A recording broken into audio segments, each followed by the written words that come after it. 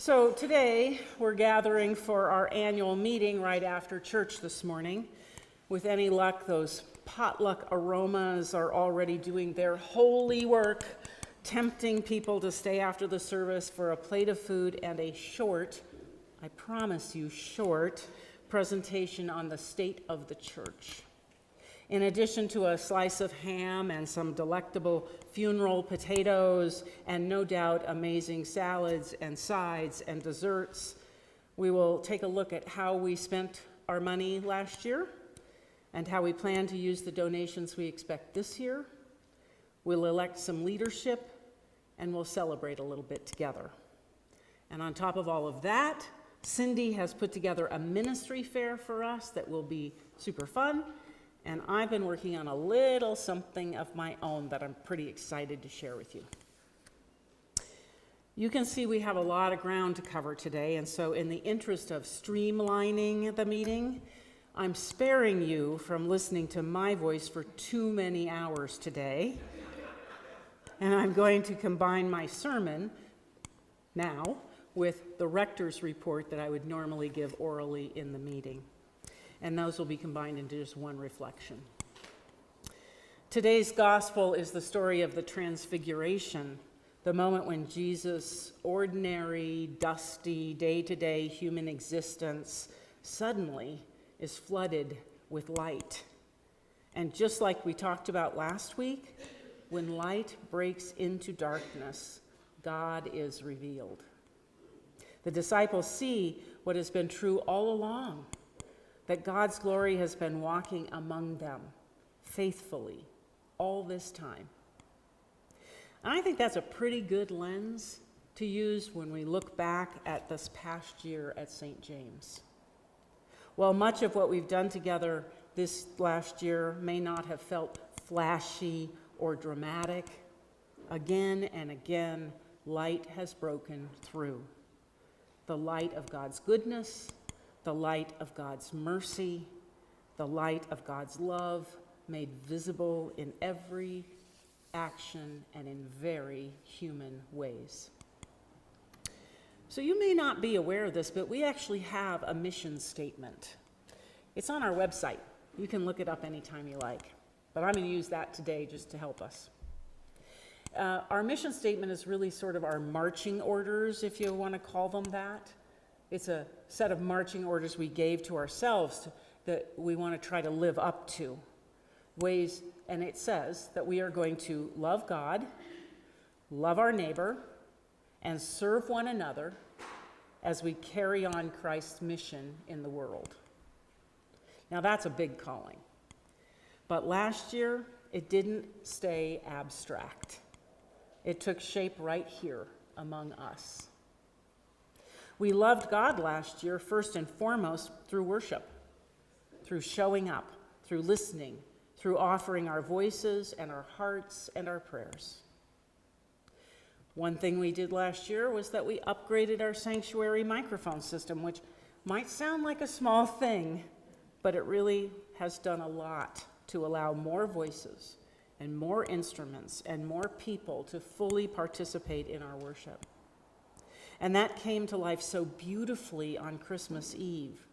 That service full of music and extra instruments and joy welcomed a number of people into this space that we have not seen since pre-COVID days. It felt like light spilling out into every corner. Our Easter service last year also rivaled pre-COVID days, and the walls echoed with alleluias that day. The parish hosted a monthly Ultrea gathering in the chapel. Ultrea is a Curcio word. It's a weird word. Just go with it. And that gave people a space to worship and to talk about their walk with Christ, to sing, to pray, to remember that faith is meant to be shared, not carried alone. And you don't have to have made a Curcio to go to the Ultrea each month. Several members of our parish served on the Curcio weekend that happened last year, offering encouragement and hospitality to others who were encountering God's love for us in Jesus Christ in a deep and meaningful way. Last year, we entered a 3-month discernment process, intentionally slowing down to listen for what God desires for St. James. That kind of listening in itself is an act of love, trusting that God is already at work and inviting us to simply pay attention to that work. And that work will continue into 2026. I'm sure you're happy to hear that. And we worshiped beyond these walls as well, with a beautiful outdoor service on the Labyrinth in the summer, and through our continued streaming and recording of our services.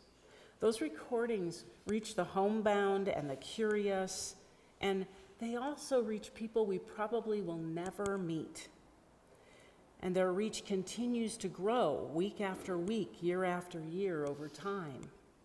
Today's service will be the 386th recording on our YouTube channel.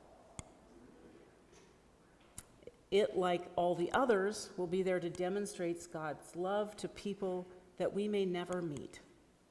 You know, light travels farther than we often realize. Through all of that, our table has been set beautifully. The flowers have been fresh and inviting. Music helped us pray twice every Sunday. Our readers proclaimed God's word. We were served Holy Communion. Our ushers tended to our needs. We even had the joy of hearing reminders of God's love in storybooks from time to time along the way. Now, loving our neighbor, that's our second marching order, has been one of the clearest places that Christ's light shone this last year. We started a food pantry, responding directly to food insecurity among our own parishioners, our friends, and our families, and the families and groups who use our building, and then people who simply show up looking for a little something to eat. It's become a quiet but steady ministry of compassion. Our in-gatherings for Family Promise, coats and cleaning supplies and school supplies were wildly successful last year. Truly, we gave more than a church our size would be expected to give, and we gave it joyfully. We continued to support the Tigard Caring Closet through our bottle and can recycling program. We continue to offer safe and welcoming space for multiple 12-step groups. And we continue to share our garden beds with our neighbors. Those 12 beds down there grow more vegetables, more than vegetables. They grow connection and generosity and care. And the excess produce makes its way to people who need it the most. That is what loving your neighbor looks like. Faithful, practical, generous, and grounded. Serving one another, our third marching order, is what sustains all the rest. We celebrated a baptism this year, a new life brought to Christ. We welcomed and we promised our care of that person. And there are more of those to come in 2026. We began Kids Read, for want of a better word, inviting our children more fully into worship through story and conversation and just joy. It's been formative, it's been fun, and I don't know about you, but for me it's been deeply hopeful. Thanks to a certain clergy spouse, we held 2 adult formation programs, one entitled Investigating Jesus and the other series called Resisting Happiness. Both were offered in person and online. Our relationship with the Tigard Garden Club has truly, if I may be so bold, blossomed, especially in the Memorial Garden, which has become even more beautiful and more prayerful a space because of their care and partnership. We worked intentionally to bring better use of our buildings as rental space, including with Tualatin Valley Play School and Bethel Church and all those 12-step programs and other community users. That work may happen behind the scenes, but it makes a real difference in our shared life by strengthening our finances and by showing the world who we are. Our book group, our bingo games, and even a movie or two along the way provided us ways to connect with one another.